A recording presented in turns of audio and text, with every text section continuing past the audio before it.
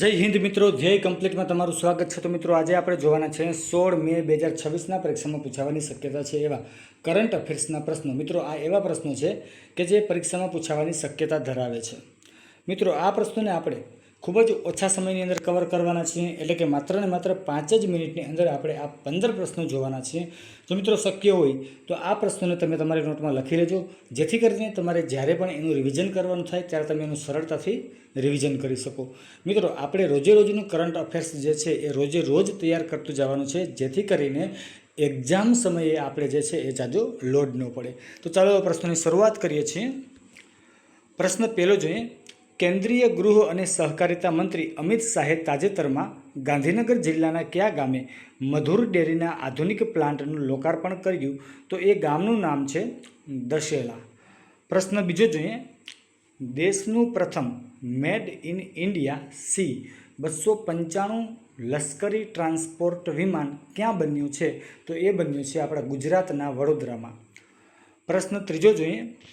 મેરા ભારત મેરા યોગદાન અભિયાન ક્યાં શરૂ કરવામાં આવ્યું છે? તો એ શરૂ કરવામાં આવ્યું છે દિલ્હીમાં।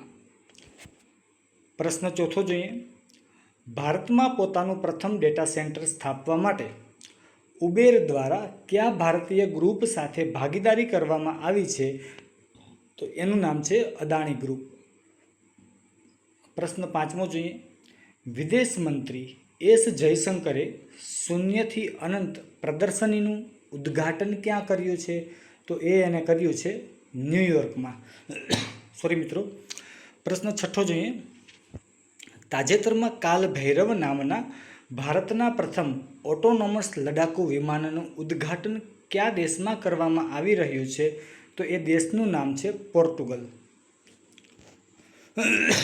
મિત્રો સોરી, થોડુંક ગળું બેસી ગયું છે એટલા માટે આવું થાય છે। ચલો આગળ વધીએ। પ્રશ્ન સાતમો જોઈએ। 1 જુલાઈ 2026થી ભારત સરકાર દ્વારા મનરેગાના સ્થાને કયો નવો કાયદો લાગુ કરવાની જાહેરાત કરવામાં આવી છે? તો એ કાયદાનું નામ છે વીબી ગ્રામજી એક્ટ 2025। પ્રશ્ન આઠમો જોઈએ। એપ્રિલ 2026 માટે ICC men's player of the મંથનો એવોર્ડ કોણે જીત્યો છે? તો એ જીત્યો છે નાહિદ રાણા। કયા દેશનો છે? તો એ છે બાંગ્લાદેશનો છે મિત્રો। પ્રશ્ન નવમો જોઈએ।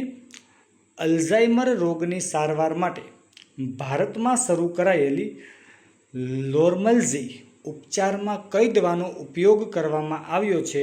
તો એનું નામ છે ડોનેનામ્યુ।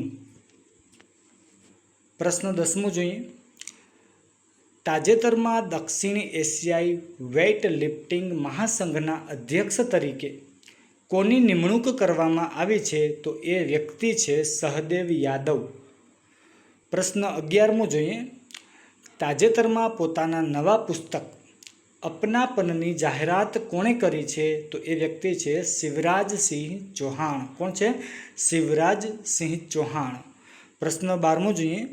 એપ્રિલ 2026 માટે ICC women's player of the મંથનો એવોર્ડ કોણે જીત્યો છે? તો એ છે લૌરા વુલવાર્ડ। પ્રશ્ન 13મો જોઈએ। અંદમાન અને નિકોબારની રાજધાનીનું નવું નામ શું રાખવામાં આવ્યું છે? તો એનું નવું નામ જે છે, પહેલાં શું હતું? પોર્ટ બ્લેયર હતું, અને અત્યારે શું કરવામાં આવ્યું નવું નામ? તો કે શ્રી વિજયાપુરમ। પ્રશ્ન 14મો જોઈએ।